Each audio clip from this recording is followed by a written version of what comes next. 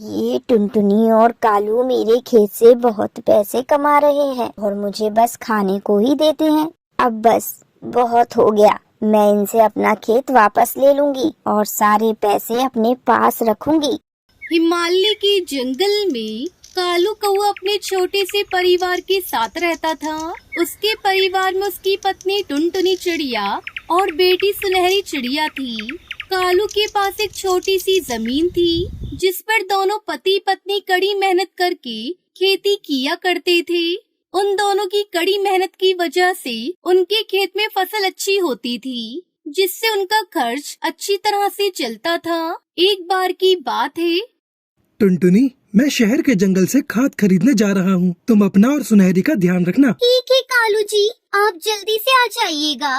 देर रात में नहीं आना, क्योंकि आपको तो पता ही है जंगल का रास्ता कितना खराब है।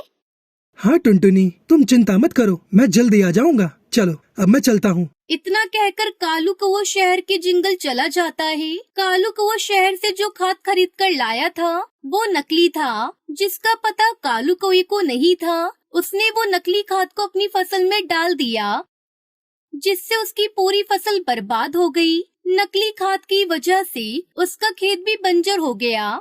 अब तो खेत में कुछ भी नहीं उपजता था। कालू कौए की भूखे मरने की नौबत आ गई। एक दिन टुनटुनी चिड़िया ने कालू कौए से कहा, कालू जी, ऐसा कब तक चलेगा? घर का बचा हुआ सारा पैसा भी खत्म हो गया। आपको शहर के जंगल जाकर कोई काम तलाशना चाहिए। सुनहरी की पढ़ाई भी छूट गई है पैसों की वजह से, और तो और हमारी भूखे मरने की नौबत आ गई है। पत्नी की बात मानकर कालू को शहर के जंगल चला जाता है और एक ढाबे पर काम मांगने के लिए जाता है। ढाबे पर बंटी कबूतर बैठा होता है। कालू को वो उससे कहता है, भैया जी, कोई काम मिलेगा? मैं कुछ भी काम कर लूँगा, बस आप मुझे काम दे दीजिए। नहीं भाई, तुमने थोड़ी देर कर दी आने में। कल ही एक नया पक्षी अपने यहाँ काम पर लगाया है, तो तुम कहीं और जाकर ढूंढ लो। कालू कौआ बहुत जगह काम की तलाश करता है, पर शहर के जंगल में भी उसे कोई काम नहीं मिलता। वो थक हार कर 2 दिन बाद घर लौट आता है। क्या हुआ जी, आप निराश क्यों लग रहे हो? कोई काम शहर में मिला या नहीं? टुनटुनी, मुझे कोई काम नहीं मिला, इसलिए तो मैं वापस आ गया। अब पता नहीं कैसे घर का गुजारा होगा। दोनों पति पत्नी भूखे ही सो जाते हैं। अगली सुबह उनके घर उनकी दूर की मौसी रानो चिड़िया आती है। अरे मौसी, सुबह सुबह आप मेरे घर, क्या बात है? सब ठीक तो है ना? हाँ री बहू, सब ठीक है। मेरा इस दुनिया में तुम लोगों के सिवा कोई और नहीं है, और तुम लोगों से मिलने को मन किया तो चली आई। मैं बीमार हूँ, अब तो मुझसे खेती भी नहीं होती, बहुत जल्द थक जाती हूँ। कालू बेटा, मैंने सुना है तेरा खेत बंजर हो गया। कैसे हो गया ये सब, और अब तू क्या कर रहा है आजकल? क्या बताऊं मौसी, शहर से खाद लाया था, वो खाद नकली था। उसे मैंने अपने खेत में डाल दिया। मेरी फसल तो बर्बाद हुई, साथ साथ खेत भी बंजर हो गया। अब तो घर में हाथ पर हाथ रख के बैठा हूँ। शहर भी गया था काम ढूंढने को, पर शहर में भी कोई काम नहीं मिला। समझ में नहीं आता मौसी, कैसे बीवी बच्चों का पेट भरूंगा। कालू, उदास मत हो। मेरा बड़ा खेत है और मैं बीमारी से जूझ रही हूँ। कब भगवान का बुलावा आ जाए पता नहीं।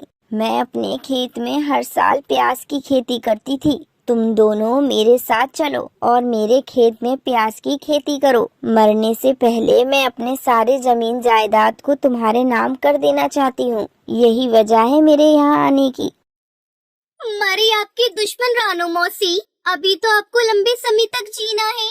क्या सोच रहा है कालू? तू संकोच मत कर। तुम दोनों सुनहरी को लेकर चलो मेरे साथ। ज्यादा मत सोचो बेटा, और चलकर प्याज की खेती करो। मंडी में प्याज की अच्छी डिमांड रहती है। कालू कौआ टुनटुनी चिड़िया रानू मौसी की बात मानकर उनके साथ उनके घर आ जाते हैं और प्याज की खेती करने लगते हैं। कालू और टुनटुनी चिड़िया की मेहनत से थोड़े दिन में ही प्याज की खेती अच्छी होने लगती है। हरे भरे खेत को देखकर दोनों पति पत्नी बहुत खुश होते हैं। कालू जी, अब तो हमारी सारी परेशानी दूर हो जाएगी। अब हम कल ही सुनहरी के स्कूल जाकर उसकी फीस जमा करके आ जाएंगे। हाँ टुनटुनी, तुम सही कहती हो। ऐसा सोचकर दोनों पति पत्नी बहुत खुश होते हैं और प्याज की खेती करके उसे बाजार में अच्छे दामों में बेच देते हैं। वहीं कालू कौवे की मौसी रानू चिड़िया के मन में लालच आ जाता है। वो सोचने लगती है, ये टुनटुनी और कालू मेरे खेत से बहुत पैसे कमा रहे हैं और मुझे बस खाने को ही देते हैं। अब बस बहुत हो गया, मैं इनसे अपना खेत वापस ले लूंगी और सारे पैसे अपने पास रखूंगी। थोड़ी देर बाद कालू कौवा टुनटुनी चिड़िया खेती करके घर वापस आते हैं तो रानू चिड़िया उनसे कहती है, कालू अब बस बहुत हो गया, मुझे मेरा खेत वापस कर दो। मुझे तुम दोनों से खेती नहीं करवानी, तुम चले जाओ यहाँ से। रानू मौसी, ऐसा क्या हो गया जो आप इस तरह की बातें कर रही हैं? वैसे भी आप ही हमें यहाँ लेकर आई थी। हाँ, पहले तो मैंने बोला ही था, लेकिन अब मुझे मेरा खेत वापस कर दो। रानू मौसी, अगर आपकी यही मर्जी है तो हम यहाँ से चले जाते हैं। दोनों पति पत्नी बिना कुछ कहे चुपचाप सुनहरी को लेकर अपने घोंसले में वापस आ जाते हैं। वहीं रानू प्याज की खेत को देखकर बहुत खुश हो रही थी। अरे वाह, मेरा खेत तो पहले से कितना अच्छा हो गया है। अब मैं ही बाजार जाकर प्याज को अच्छे दामों में बेचा करूंगी और मेरे पास खूब सारे पैसे आ जाएंगे। ऐसा सोचकर रानू चिड़िया प्याज को बेचकर सारे पैसे रख लेती है। कुछ दिन तक तो रानू चिड़िया के खेत में खूब प्याज उगती है, लेकिन थोड़े दिन बाद वो खेत बंजर होने लगता है और प्याज सूखने लगती है, क्योंकि रानू चिड़िया से प्याज को तोड़कर बेचा करती थी, लेकिन खेत की देखभाल नहीं करती थी। अरे ये क्या हो गया मेरे खेत को? अब तो मेरे खेत में एक भी प्याज नहीं बची। अब मैं क्या करूं? मैंने तो कालू और टुनटुनी चिड़िया को भी घर से बाहर निकाल दिया और ये खेत भी बंजर हो रहा है। मुझे कुछ समझ में नहीं आ रहा है। ऐसा सोचकर रानू चिड़िया मन ही मन बहुत दुखी हो रही थी। मैंने टुनटुनी और कालू के साथ अच्छा नहीं किया। वो बेचारे तो कितनी मेहनत करके खेती करते थे और मैं उन्हें गलत समझ रही थी। मेरे ही मन में लालच आ गया था, लेकिन अब मैं उनके पास जाकर उनसे माफी मांग लूंगी। रानू चिड़िया ऐसा सोचकर टुनटुनी चिड़िया कालू कौवे के घोंसले में जाती है। अरे मौसी, आप यहाँ कैसे? टुनटुनी, मौसी से कह दो यहाँ से चली जाएं। मुझे माफ कर दो तुम दोनों, मुझसे बहुत बड़ी गलती हो गई। मैंने लालच में आकर तुम दोनों को घर से निकाल दिया और अपना खेत भी ले लिया, लेकिन अब तुम फिक्र मत करो, मैं ऐसा दोबारा कभी नहीं करूँगी। मुझे माफ कर दो और चलो अपने खेत को संभाल लो।